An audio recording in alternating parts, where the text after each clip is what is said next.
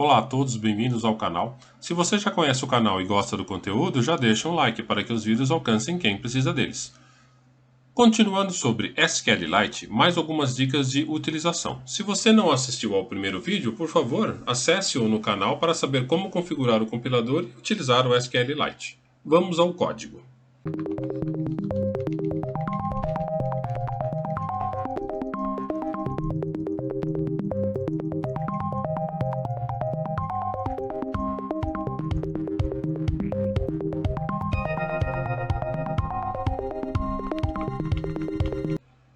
No vídeo anterior, vimos as 4 operações básicas: inserir, consultar, apagar e atualizar. Porém, você percebeu que tivemos que montar uma string com os dados formatados lá dentro.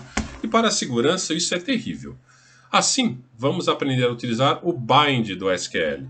Bind significa que você define uma variável para o comando SQL e substitui pelo seu conteúdo. Assim, ele controla o tipo de caractere da variável e previne injeção de código. Tendo um código pronto aqui, eu já separei algumas coisas que no primeiro vídeo você viu que estava numa função só, né? Fazia uma coisa só. Então separei aqui, apagar e criar tabela está numa função, ler o código do ID está em outra e o retorno SQL está em outra. Aqui, retorno SQL. Então o que nós vamos fazer? A primeira coisa, apagar e recriar a tabela. Aqui, ó.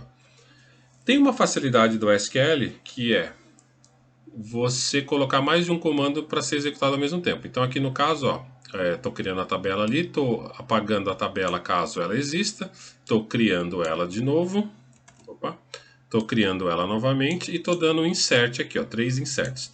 Todos os comandos estão finalizados por ponto e vírgula, então ele sabe que cada um desses comandos tem que ser executado separadamente. A função é a mesma, que você está cansado de saber já. Esse exemplo aqui eu fiz para ele ser ágil, porém no dia a dia de trabalho é importante executar um passo de cada vez, até mesmo para saber onde que deu o problema. Tá? Então está executando aqui. Aí o que nós vamos executar em seguida? Ó, ler com ID. Então vamos aqui no ler com ID. Estou passando o banco de dados, que eu preciso saber dele, né? Então a primeira coisa que nós fizemos aqui, nós definimos no comando uma variável representada por interrogação. Toda vez que eu quiser um ID 1, 2, 3, 4, essa interrogação vai ser substituída por esse conteúdo. E como é que funciona? Assim que eu executei o comando, assim que eu defini o comando aqui, nós vamos utilizar a função SQL3prepare v2. Essa é a função que faz a mágica. O que ela precisa? O primeiro parâmetro tem que ser o banco de dados. O segundo é o comando, é igual ao SQL3exec. O terceiro é -1 se você quiser que ele mesmo calcule a quantidade de bytes que tem aqui. Ou você põe o tamanho real. Eu aconselho o -1 porque você não sabe quanto a variável vai ocupar aqui. Então ele automaticamente se prepara para que essa variável seja inserida no comando. O handle do SQL, que é um ponteiro de comando para que ele saiba onde que ele está no momento, né, da declaração. E você pode utilizar ela depois para ler. Quando você lê mais de uma linha, você usa o handle do comando para que ele saiba para onde ele tem que ir depois. E o quinto parâmetro é 0 ou null, porque ele não é utilizado. Se esse prepare aqui funcionar, quer dizer, a sintaxe está correta, ele vai dar OK.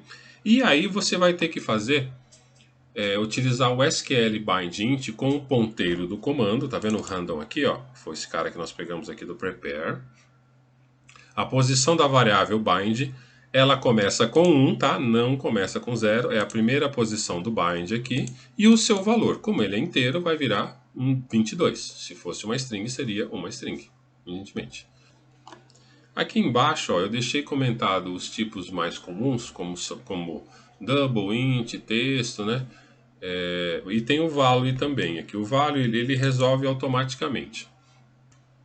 Porém, assim, não é bem uma boa prática. É como se você perdesse o controle e deixasse para que o SQL resolvesse para você. Aí fica a seu critério se você acha que é interessante usar ou não. Se o bind foi bem sucedido, executamos o step. Esse step vai fazer com que ele passe o comando completo para o banco de dados. Ou seja, ele vai pegar esse SQL aqui, vai usar o bind para substituir essa interrogação que começa na primeira posição com o valor dela. Então ele montou o comando e o step vai fazer com que ele execute. Cadê o step? Está aqui. O step vai fazer com que ele execute. Se ele retornar um SQL row, que está aqui, ó, significa que o comando foi executado com sucesso. Ou seja, nesse caso, a consulta retornou dados. Esse SQLite row é quando você está fazendo um select e tem que retornar dados. É nessa variável que você tem que checar se foi bem sucedida. Tem outra mais pra frente que você vai ver. Com a função SQL colon_test, ele vai começar na posição 0, que agora estamos mexendo com o C, na verdade, sim, é 0 mesmo, tá? É 0 aqui e 1 na variável. Você tem os dados das colunas da tabela. Se quiser, porque o comando já funcionou. Se você só quiser mostrar o que aconteceu, mas o comando aqui, ele funcionou. Como você deu select, provavelmente você quer ver o conteúdo, né? Então, ele está aí e fica disponível. No final, desalocamos a memória dessa operação. Tem que desalocar o random aqui. Se você esquecer de fazer isso, não é um grande problema, mas conforme o programa fica muito tempo em execução, você vai ver que a memória cresce demais. Vamos executar. E como num passe de mágicas, ele deletou a tabela se existia, criou a tabela, deu insert e trouxe o cara do 22 aqui, que foi o bind que nós fizemos. Tudo bem? Eu estou com outro código aqui, e lembrando que o código final fica sempre no GitHub. Eu acrescentei ler com texto. Então ele vai criar a tabela, aí ler com texto aqui, ler com ID, né? Desculpa, e depois ler com o texto. O que ele vai fazer? Vamos olhar para a função. É a mesma coisa. O select aqui, só que eu estou usando um outro campo, e a variável 1 é uma string. O prepare é o mesmo, não muda nada. O bind, a única diferença é que você vai usar o bind test ao invés de usar o bind int, né? Lembrando que a gente usou o bind int no outro. E o que ele precisa aqui? O random do comando, como sempre, quando o prepare traz para ele. A posição da variável começando em 1, é um saco isso, mas ela começa em 1. O conteúdo do campo que vai ser colocado na variável bind. O tamanho ou -1 para que ele faça o cálculo automático. Essas coisas de cálculo de tamanho é sempre melhor deixar ele fazer, tá? Não sei que você queira botar um strlen aqui. E o quinto comando é 0 ou null. Eu coloquei 0 no outro, coloquei null agora, só para você ver que não faz diferença. Depois que ele fez o bind da variável, ele executa o step para que ele pegue o comando montado e jogue para o banco de dados. E depois ele mostra, igual ele fez com o ID, só que ele está mostrando com string. Vamos executar. E de novo, ó, ele trouxe com o ID e trouxe com o texto. No caso do texto, ele pegou essa data, no caso do ID, ele pegou esse cara aqui. Facinho? Não é muito difícil, né? E agora nós temos um outro código aqui. Quando você tem que olhar linhas, você tem que olhar o SQLite row. Mas quando você está executando um comando que ele não retorna a linha, por exemplo, insert não retorna a linha, update não retorna a linha e delete não retorna a linha. Então você tem que usar o SQLite DOM. Como que é isso? Eu incluí mais uma função aqui, ó, apagar registro. Ela está aqui. E aqui o corpo da mensagem. Ó, eu estou dando um delete quando o ID for algum que eu especifiquei. É a mesma coisa, ó, prepare é igualzinho. O bind o int é a mesma coisa que você viu na consulta, porque aqui a única coisa que eu estou fazendo é substituir o conteúdo do interrogação. Eu não estou afetando o comando, a sintaxe do comando, estou substituindo variáveis. No final ele dá o step, só que como eu estou dando um delete, insert e update não retornam linhas, eu tenho que verificar se ele foi feito. Então SQLite done. Se ele retornou essa macro, né? Que no caso, ó, botando o mouse em cima, ela é 101. Se retornou 101 no return code, significa que o comando foi executado com sucesso. Vamos executar. Ó, apagar o erro no prepare. Eu fiz isso de propósito, tá? Tem um erro de sintaxe no delete. Então, todos os comandos que você fizer, o prepare, o bind, e a hora que você der o step, ele vai dizer assim, olha, eu vou pegar o comando e vou ver se ele está tudo certo. Como não estava aqui, ele deu um erro de sintaxe. Ele está dizendo que tem um asterisco aqui, ó. O que é um asterisco? O delete não tem asterisco, é delete from. Você já deve ter visto, mas esperou eu falar, provavelmente. É delete from, nome da tabela, where, campo igual a alguma coisa. Aí é que ele vai fazer o delete da tabela. Vamos executar de novo.